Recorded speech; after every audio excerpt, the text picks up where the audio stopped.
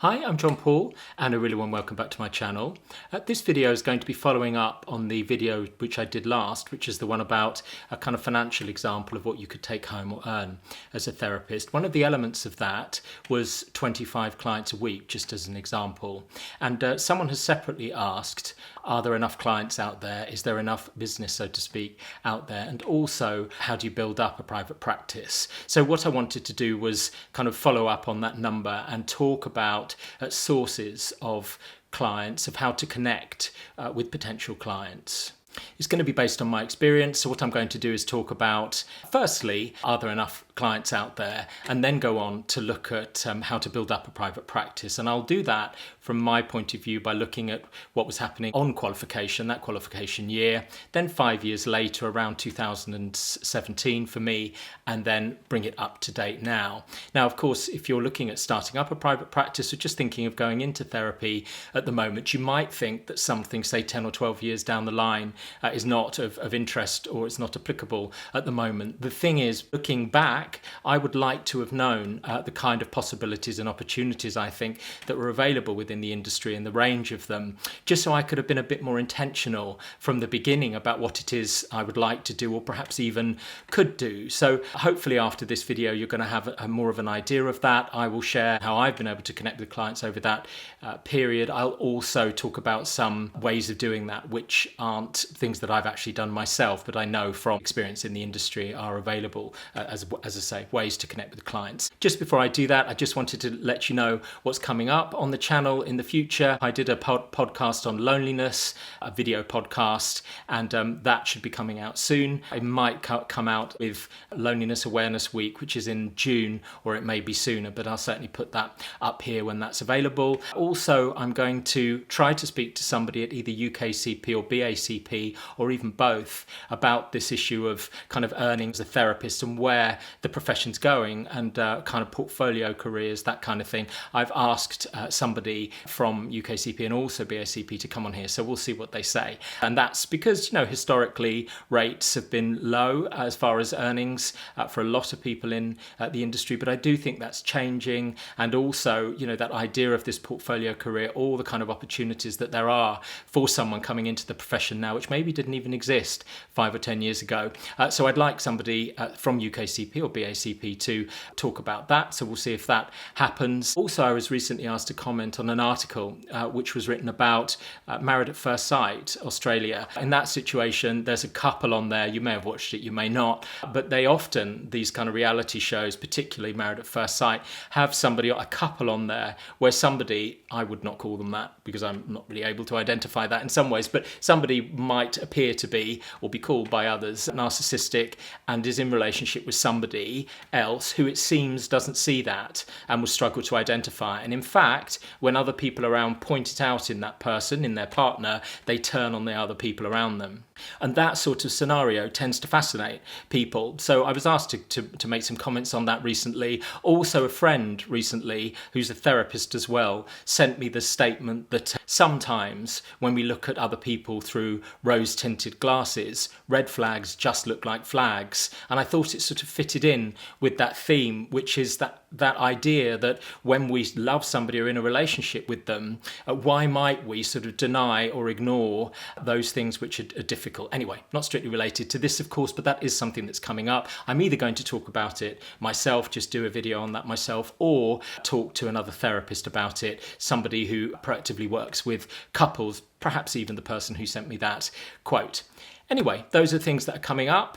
Just going back to what I wanted to talk about today, as I said, it was something that's asked by a subscriber. She said, are there enough clients out there? And also, how do you build up a private practice? Just dealing with the first thing first, are there enough clients out there? I think the thing to say about that I would say is absolutely there are. I mean, there are literally, well, as we know, there are millions, billions of people in the world. Of course, for somebody to come through to private practice and be a weekly client, they need to be able to afford therapy, unless somebody is paying for insurance or employee assistance programs, that kind of thing, which I will talk about. But generally, certainly from a numbers point of view, there are people out there. Also, we are looking at providing a service which for me is something which is really one of the key ways to get through most human distress. For me, most human distress, as you'll see from previous videos, the one about should you become a therapist, for example, and I'll put a link to that on here. Most human distress is states of disconnection, anxiety, depression, loneliness, addictions, all those things often are states of disconnection for people. And what therapy offers, a good therapeutic relationship, is connection. There are other ways to do that, of course, to establish and maintain a better connected relationship with self and others. But therapy, I think, is a very good way to do that. So actually what's offered, the industry that we're in, is providing something which I think is also very significant value, and also one of the key, or one of the only ways through it for people. So, taking that all into account, what I would hope for you is that you would absolutely trust and have hope that you would be able to get as many clients as you need. Yes, it will take time, and you'll need to build that up. And I will now go on to talk about some of the ways that I did that, and also some of the other things that I'm aware of too. But if you're coming into this, please do have trust that it is something that we'll build it and they will come, is that belief that I think can be helpful here. And you'll see what a lot of this is about, at least initially, but all the way through really, is going to be about planting seeds, establishing connections with people around. As I said, planting seeds, cultivating them, whatever that looks like.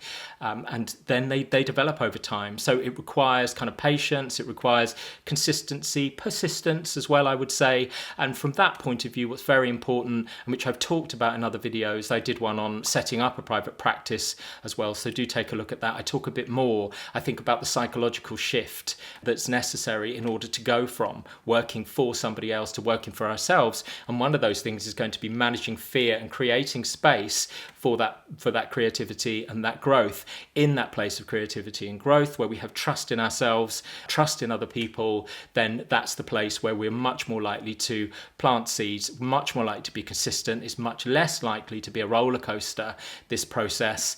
So it's very important to be looking all the time at that kind of personal development side of things, how we're managing ourselves and our different parts, and also our relationships, of course, outside of therapy. And as I said, I talk a bit more about that in other videos too, so I'm not going to go on more about that here, but just going back to building a private practice, trust, hope, they're also doing words. They're verbs as well. So people who trust self and others tend to do things which are in line with the beliefs they have about themselves. In this case, that there are enough clients out there, certainly more than enough, and that you will be able to build and develop your private practice in the way that you would like. Going back to the kind of doing side of things, trust being a doing word, trust being a verb, hope being a doing word and a verb, I just want to, as I said, go through where I started and where clients were coming from initially, then move to 5 years after that, and then move to around now.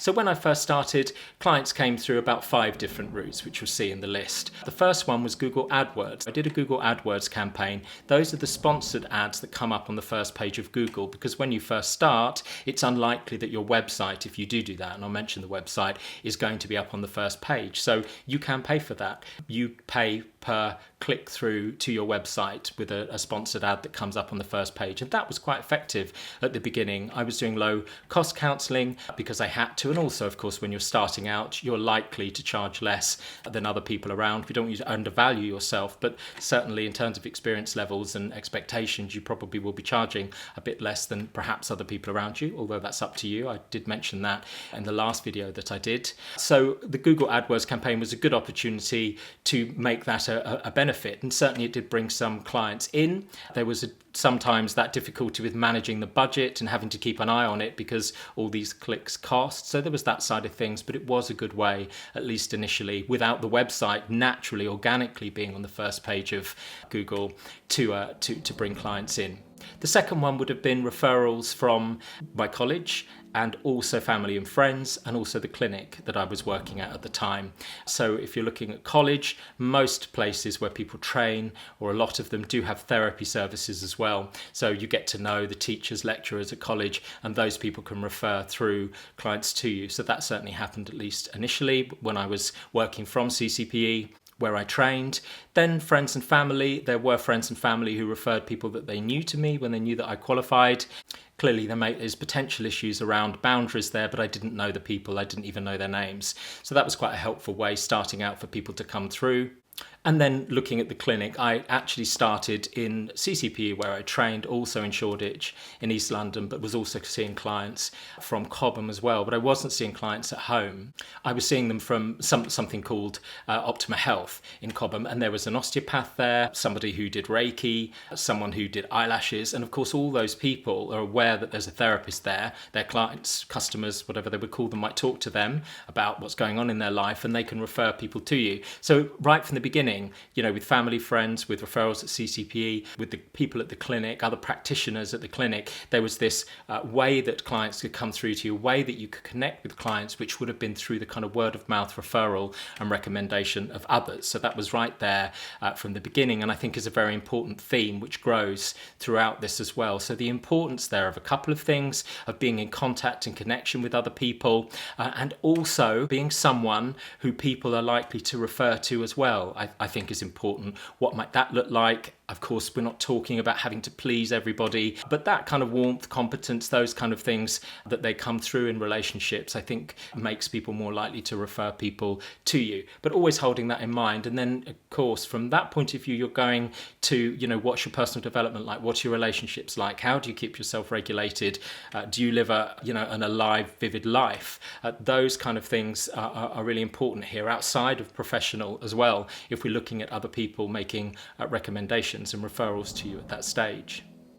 Thirdly is the website. I had a website from the beginning. A couple of things there. It does take a while for it to go up, the Google search result, but there's good things about doing the website from the beginning, or certainly you can start to build that so it starts to move up. Also, a really important thing that I found about the website was that you have to write text about, well, maybe you don't do your website like that, but most people, we're going to describe, who we are, who we'd like to work with, and really have those clients in mind, how we can help, and how we practice all the boundaries around working with people, those kind of things, frequently asked questions. I just think they're very helpful pathways to be forming, very helpful pathways to be walking down in our own relationship with self as we're putting together these websites. Also how it looks, color, how you express yourself, voice, visibility. I think a website's encouraging those things from a relatively early stage, and I think that's a very helpful thing to be doing, working out who you are as a therapist, who you want to work with, and really trying to speak to the potential clients that are coming through. I think those things are very helpful. The fourth one would be the directories.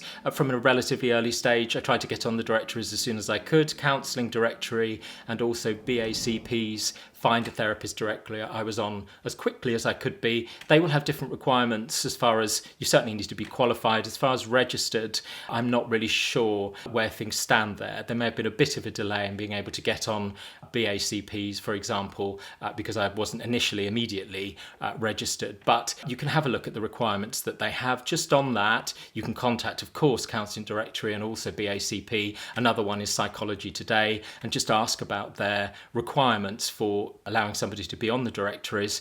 Also, though, there are Facebook groups which can be quite important when you're starting out, or certainly quite helpful when you're starting out, because there are lots of therapists on there who will provide that kind of information. People that have experienced it, been through it, or even have setting up their own practices. They're at that stage. So information about, the insurance companies, what they're like to work with, the particular directories, how much they cost, what are the requirements as far as registration, qualification.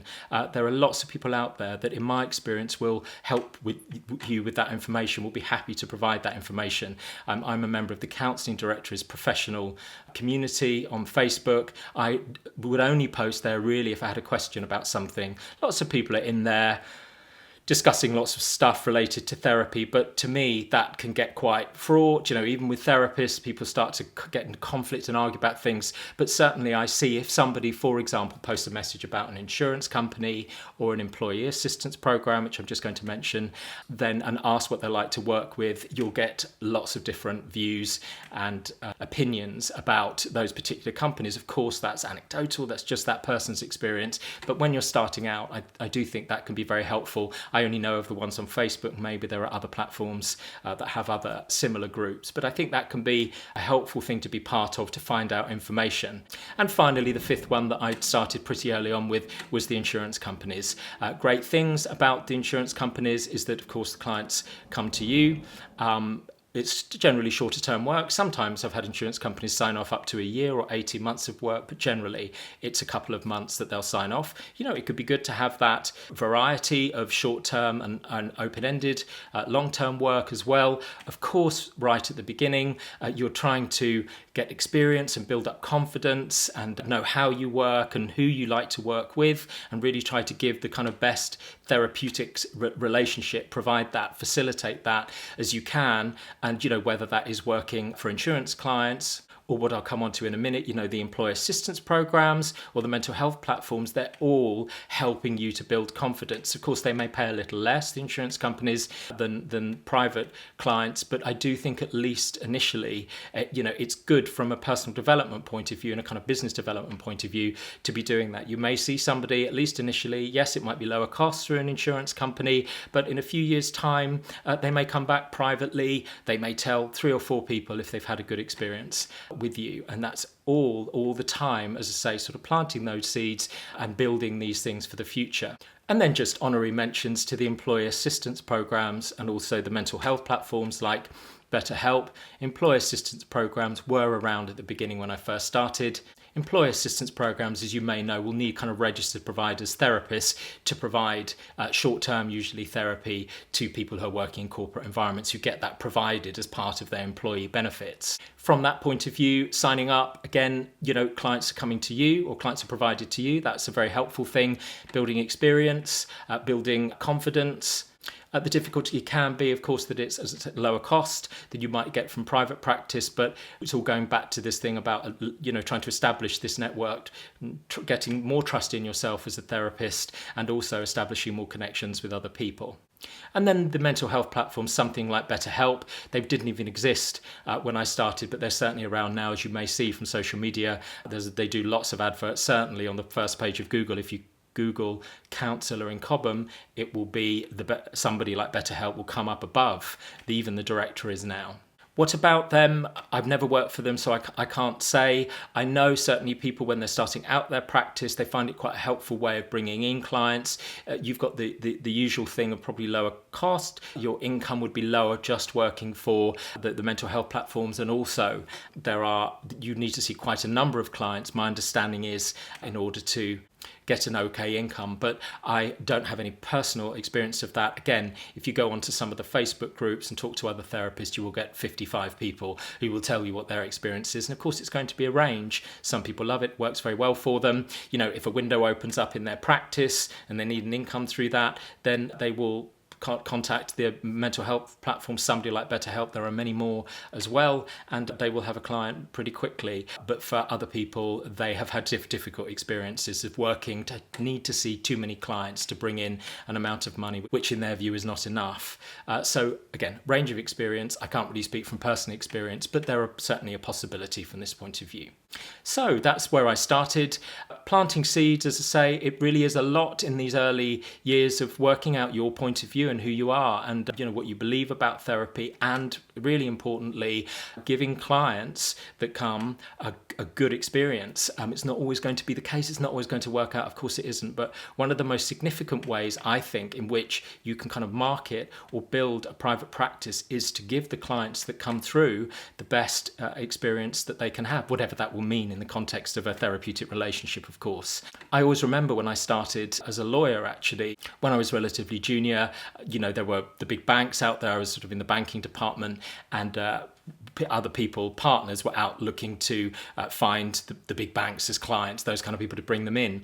There was very little a junior assistant could do practically there, really. But I do remember my boss saying to me at that point, the best thing that you can do in terms of marketing yourself for the company or marketing the law firm is to do the best job that you can for the people that you work for and provide a service to. And I really think that that's something that's very helpful here to hold in mind here as well. You might have seen a couple of clients that morning and then in the afternoon think, oh, I haven't done this, I haven't contacted this directory, I haven't contacted that insurance company. Well, those two clients who you've seen, if those experiences went well, I know it's not always going to, but if generally that therapeutic relationship is going well, they will be talking to another 3 or 4 people. So really do hold that in mind. And of course, going back to some of the other videos that I've done, whether or not that relationship goes well is to a significant degree to do with the kind of intellectual, cognitive side of things, and also how you manage yourself and regulate yourself in relationships so that you can facilitate the best therapeutic relationship that you can for someone. So plant all these seeds, and I do believe they'll come to fruition. Do bear in mind, as I've said, that living a life, a sort of vivid, alive life that you want, and having good relationships outside of your professional life and your work with clients, again, is all going to be contributing to building your private practice from the point of view of people referring clients through to you, but also from the point of view of the best relationship that you can facilitate for clients too, and them recommending other people to you as well. Just wanted to say something here about niching at the beginning. I hear that a lot. I'm on social media a bit. People talking about marketing their private practice and the importance of niching. So identifying a particular segment of the market that you want to work with, and therefore targeting your social media presence, your website, your directory entries specifically to those people. I can completely see why that would be a very good idea. Of course, if I'm writing my directory entry or the text on my website with a particular person in mind, so I don't know, 18 to 24-year-old men with anxiety or 25 to 35-year-old women with depression, I can really think about what it is precisely that they're experiencing. I guess it's empathy, it's imagination, but I can see how I can really design everything, the images, the quotes, all those kind of things, to make it feel like I'm really talking to them, or certainly do the best that I can to do that.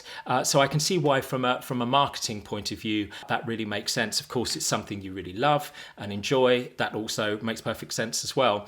From my point of view, I have never niched, so to speak, in a particular symptom, whether that's anxiety, depression, or narcissism, whatever it might be, because for me, a lot of those states, as I said at the beginning, are ones of disconnection. There is sort of a common theme through them all. So I've never felt like I've needed to niche or never really wanted to do that. So I don't think that that's necessary. It hasn't been a problem for me not to niche. So perhaps you could start out more generally and then find a niche if you want, or you can start out more generally and not niche. It's entirely up to you, seeing how it's going, seeing how you feel, seeing who you work best with, what you're most interested in, and of course, how well that works with the clients too. But I just wanted to say that because I don't think it's a necessity from the beginning, or even ever actually. Okay, just jumping forward to 2017, so 5 years on, after qualification. At that stage, I was no longer working in 3 different places. At that stage, I had moved to just working at home in Cobham from a therapy room at home, which was making life simpler from the point of view of not commuting. But it did, of course, mean that I needed a network of referrals locally, but now online, of course, nationally, internationally, potentially. But that had changed that time. And you can see, I think, through, this newly qualified to 5 years to 10 years, how things have developed and changed over that time as well. So I was working in one place. Also, I just wanted to say at this stage, at that point as well, 5 years down the line, of course, you have newly starting clients. You have clients who've been short to medium term, maybe a year, 2 years, something like that. And then clients which are long term, some people potentially who've been there right from the beginning of you starting practicing. And then also, interestingly, which I'd never really envisaged back at the beginning actually, is returning clients, is people coming back. And that's not because it didn't work the first time. It's just that things, there are different issues that people want to deal with at different times in their life. Maybe the timing isn't right at a particular time. So as I say, new clients, medium-term clients, long-term open-ended clients, and also returning clients. And they all add to that variety as far as the kind of therapeutic relationship. So I just wanted to say that about, what may happen over time as well. So back to the list, 2017, where would clients be coming from, how I'd be connecting with them. Number one would be client referrals at this point. And what I mean by that is the recommendations and kind of word of mouth referrals from people who had been clients. So really holding in mind there that one of the best key marketing things you can do to build a private practice is do the best work that you can with the clients who come through. Next, network referrals. So back to the referrals from others. At that point in 2017, I joined SCPI, this local organisation of counsellors and psychotherapists in Elmbridge, where I am. So there were people that were coming through and being referred by the other therapists there. Just something to say here. It's really important, I think, to see other therapists, local therapists, not necessarily as competition only. Of course, when you're doing your website and client is Googling counsellor in Cobham, in my case, they will compare me to others. Therefore, do make it the best that you can. It is, I guess, to that degree, a competition, perhaps in terms of pricing and those kind of things. And there will be comparisons made. But fundamentally, other therapists, other local therapists, for me, are a source of connection. They're a source of referrals as well and collaboration, really. Working from home, which I was in 2017, it's really good to have that network of people around you that you can go and speak to and talk to. And generally, I would say, personality type, therapists don't tend to be that competitive with each other. We've tended to be, I suppose, more connected and think about things in that term. You know, from a very practical point of view, if somebody down the road, another therapist is seeing a couple, they are not able to see one of those people from a long-term point of view individually. So they're going to need somebody to refer to there potentially locally. Equally, if they see individually the one partner and the other partner decides they want to go and see a therapist, they can't see both people again. So they look to someone else locally who they trust to refer to. So you can see that there are going to be lots of opportunities over time for other therapists around you to refer clients to you. And I really would see it, or try to see it from that point of view, let alone the fact that the kind of isolation and loneliness that can come at times from working just on your own. Very important from that point of view to have, you know, that network of people and connections around you.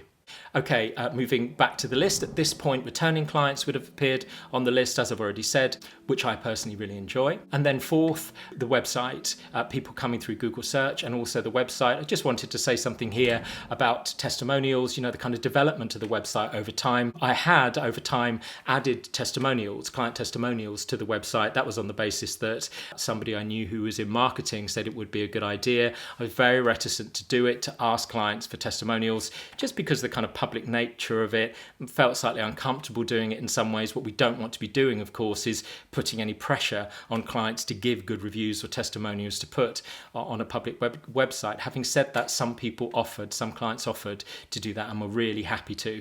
So I did put some testimonials on the website, and I can say that the number of clients coming in did increase. So you can really see the effect of testimonials on how people make choices now. I mean, if you go onto something like Amazon, we're all likely to read the reviews now and make decisions based on that. So from my experience, they do have an impact. The difficulty is, from my point of view, is that UKCP subsequently said that you're not allowed to have testimonials on the website. People that are registered with UKCP, which I am, aren't allowed to put testimonials there. I'm not exactly sure why. They do give a reason there. I can't quite remember. I think it's something around confidentiality, that of course people are not going to be giving their names. So perhaps there is something about how legitimate the reviews are.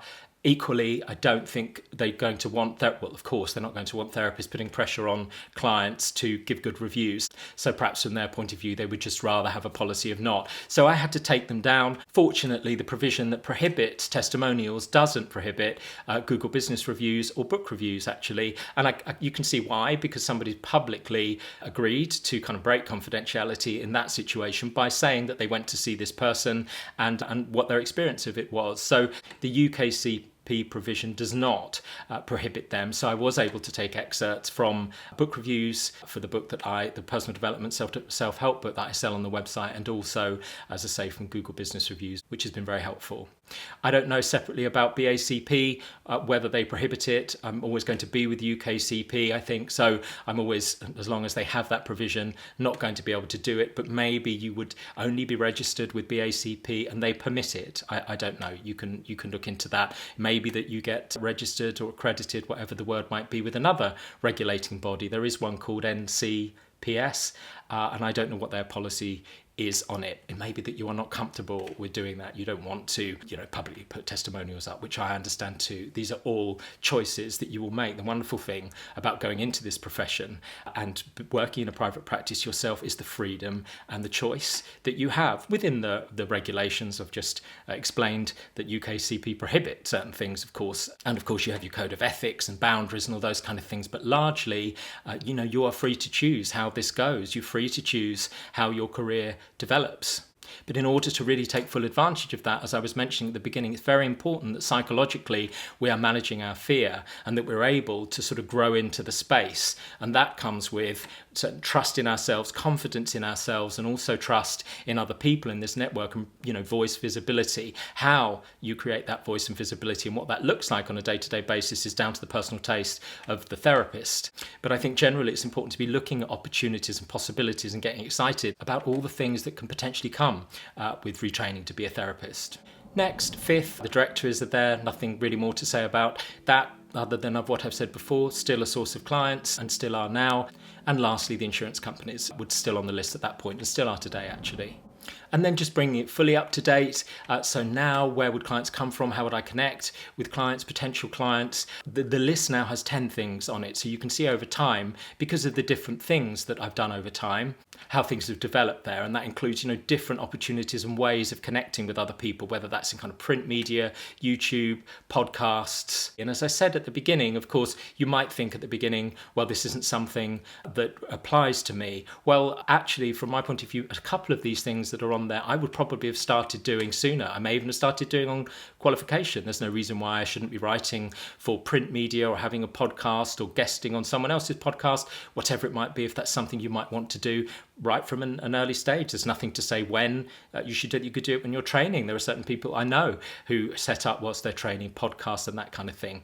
So I hope explaining this, whatever stage you're at, just gives you an idea of what those possibilities and opportunities might be. So as I say, you can take the opportunities and notice them, and also at times create the opportunities. So just moving to the list, number 1, word of mouth remains the same. The most important way that people come through. Second would be referrals from a network, whether that's SCPI or peers around here, and returning clients would be about equal with that now. Third, Google search. Now I would be organically on the first page of Google. From that point of view, just to say something about the website, has developed over the years, and what's been added to that over time, which I'm going to mention in this list as well, are things like the book that I self-published, the online course, which I produced as well. Also the media work. Just wanted to say about the media work here, what I've done on the website is put the text that I've contributed to articles or links through to those articles where they've been online. Those things I think very much help with credibility with clients, or at least I hope they do. I wouldn't know, of course, if somebody had read something there or seen something there that put them off, they just wouldn't have come through. So I don't know the extent to which somebody is not coming or people aren't coming because those things are out there. Clearly, have more voice, to be more visible can, certainly from a personal point of view, feel a bit more risky. But there are lots of advantages to it. Even if somebody does look at the podcast or the YouTube channel and think his views, the way he isn't necessarily for me, maybe that's actually the most helpful thing. That people have more of a sense of what you look and sound like before you come through. Of course, there are plenty of therapists I know who don't go anywhere near a phone and YouTube. Plenty of therapists I know who don't contribute to the media in any way, and they will do what they do with their clients and establish and maintain and build their practices over time and develop their careers. But I quite like actually the idea that people out there can see at least some of views, how somebody speaks, how somebody is. And certainly my sense is that it has helped to build the practice over time. The media work as well, it's not just for voice and visibility. In order to write for a particular subject, whether that's say body dysmorphia or doom scrolling or toxic positivity, whatever it might be, it requires you to form a sort of pathway in your own mind about what you think about that particular issue, and probably give some advice about it as well. Most articles, most media are looking for 3 things you can do to manage doom scrolling, 3 things you can do to manage toxic positivity. And again, it is not how all therapists want to think, so that's very much down to your personal taste. But for me, it was helpful, I think, to focus into what I do think about a particular issue. Of course, there's still the kind of wondering and curiosity and not knowing, sitting with clients and holding that, absolutely. It can also be very helpful, I think, if a client says, what can I do about anxiety to manage it or something this week?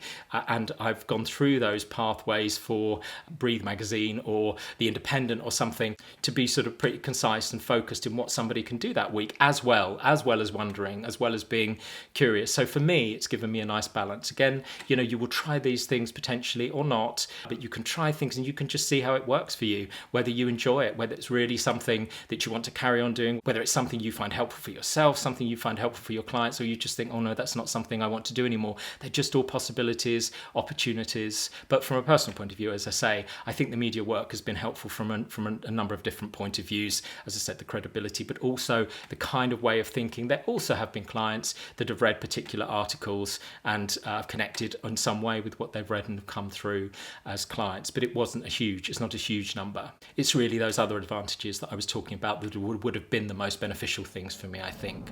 Next, fourth, lovely YouTube. And this channel has been an amazing addition to me from all sorts of different reasons. As I said, from the point of view of getting clear what it is I think and feel about something, the conversations which I've had with other therapists, learning from other people as well, all you wonderful people that ask questions and contribute. It's been a great in 100 different ways for me, really. Also, there have been clients that have come through it as well, which wasn't the primary reason for doing it, but certainly is a wonderful thing that's come from it.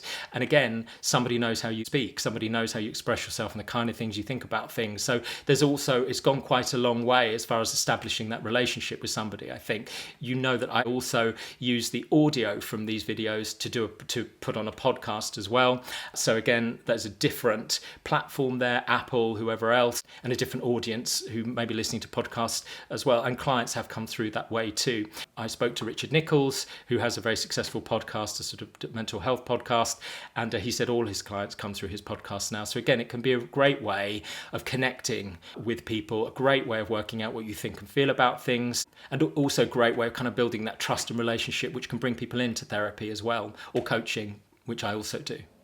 Next would still be the directories. Nothing more to say about that at this stage, really. Then the media, so writing articles. As I said, a few clients have come through from that, but it wouldn't be a major source of clients coming through. Next would be the book and the online course. I sell my book on my website, Finding a Balanced Connection. It's a personal development book. And I also have the online course, Life Unlimited, as well. They're sort of cheaper options for people. And there are some people that buy them, perhaps they'll buy the book, then they'll buy the course, and then they will come through as clients. Again, it's establishing relationship, it's building trust, and those are great ways to do that. Next, I still have occasional insurance clients. Ninth would be social media. There are therapists who get all of their clients through social media. The BACP article about portfolio careers, again, which I'm going to link below this. There is a therapist, I can't remember her name, but she's on Instagram and all of her clients come through Instagram to her. Again, Instagram's quite nice because it does give you the opportunity to sort of record reels as well, so people can see you, they can hear you, they can see how you speak, and somehow develop that connection to you as well, depending on if what you say resonates with them. And then finally, just to say about some corporate work as well, that would be 10th. So I have had some experience of that. I guess it might make sense as far as my previous career. The great things about it, the corporate work, I would say it's quite nice to go back into a corporate environment in this context. So to go back in a kind of mental health and well-being context, of course, the demand is very significant there. I mean, some people are doing it because it's a necessity or they have to, but others are very much, really need and want that well-being and mental health sort of advice. So it is potentially a great source of work in itself, actually. But also, if I did a webinar, a few months ago to 350 people, so that's 350 people again can see what you think, feel about things. And there have been clients that have come through from the corporate work as well. I also did a series of webinars on particular mental health issues a couple of years ago too, and there were clients that came through that as well. From my own point of view, it's 10th. I don't know if it will go up anymore, only because going back into corporate environments, delivering webinars, some people are on there because they have to be. It is something they would rather not be doing in some ways because it means they're not working. So you do get a bit less, perhaps engagement, perhaps this is just in my anecdotal experience, commitment or interest than you may certainly get through people that come through, say, YouTube, or certainly private clients that come through recommendations or word of mouth. It is a different animal, so to speak. So from my point of view, I'm open to, we'll see what happens, but it would wouldn't be something that I would necessarily be focusing on. From an income point of view, by the way, you could potentially have significant amounts of income by doing more corporate work. But of course, they're going to want you to talk about the particular things that are of interest and benefit to them, understandably, because they're paying you for a service to provide that. And with the webinars, for example, the series of mental health webinars that I was doing, not all of the subjects that they would have wanted me to do or provide training on was something that I was particularly engaged in. So you get into territory of having to make yourself do something in order to provide these lectures. Anyway, lots of things, as I say, lots of considerations. You may do that. Maria Parker, who I spoke to, one of the conversations on this, she goes into law firms, as far as I know, and helps them with trauma and talks about trauma there. So lots of people who do focus on that side of the market. Perhaps it's more coaching, more executive coaching, which certainly has a significant overlap with therapy or can do. So perhaps look into it and see how you feel. Again, just as an honorary mention here, not something I do, but I do know people that teach. I know somebody that teaches at a therapy training institution, if institution's the right word, and they will potentially get clients through that too. So they might be delivering lectures to 30, 35 people, and some people do come through that. So that's the potential. It may not be something you'd be doing from the beginning, from newly qualified, but holding it in mind that it's a possibility. It's good from the point of view of an income or having a job as well. Some people want to do that. They want to at least partly work within an organization, this kind of portfolio careers idea. I mean, Robert Cummings, who I also interviewed on one of the conversations, he has his private practice and he also works within an organization. Plenty of therapists who might do teaching and also have their own private practice. So there is this wonderful possibility of shaping life in a way that meets different needs for you. Okay, so that's brought things up to date. Lots of different ideas there, hopefully, about the kind of possibilities and opportunities that are out there in order to build your practice. As I said, please do have trust and faith and hope that it's going to happen. If that's difficult for you, I will hold that for you, and also be making sure that you're doing what you can to make sure that you can trust, to make sure that you feel brave enough to make those kind of connections. And from that point of view, it's really that personal development side of things. It's managing your fear. It's trying to occupy more that place of creativity, finding balance in your life, what that feels like, what you want to go towards, what kind of clients you work best with, the importance of planting those seeds all the time. I've mentioned it in other videos, but rather than getting stressed or worried about something, well, that's life. It's intrusive, it's compelling for people, but also do try to add a seed you're going to plant and what that might be, or a seed that you're cultivating. And of course, that could be contacting an insurance company. It could be making sure you're regulating yourself. It could be reading an article about something you're interested in. It could be preparing for a podcast or setting up a podcast with somebody on your course to talk about mental health, or even the process of training. All those kind of things, possibilities and opportunities. And just notice when you do each of them, and when you're reading things and listening to people and connecting with other people and finding out about their story, just notice what touches you, what connects with you, what makes you come alive. Because you can do that now. That's going into practice, going to private practice, working for yourself. You can do that now. It doesn't have to be what a larger institution or a company is telling you to do. You have control. It's up to you where you go, what you do. And for some people, of course, that's very anxiety provoking. That's understandable. It's also potentially an amazing life. And I really wish you all the best on that journey. As ever, if you want to ask any questions or make any comments, please do below the video. If you found it helpful, please do like it. Please do share it with anyone else you think might find it helpful. Please do subscribe to the channel. If you'd like to, of course, separately send me an emails if you'd like as well. You'd rather not comment below here. Please do send me emails about any comments about this. Also, any other subjects that you would like me to record a video on as well. So in the meantime, thank you so much for watching. I hope it's been helpful. Do take care, and I'll see you again soon.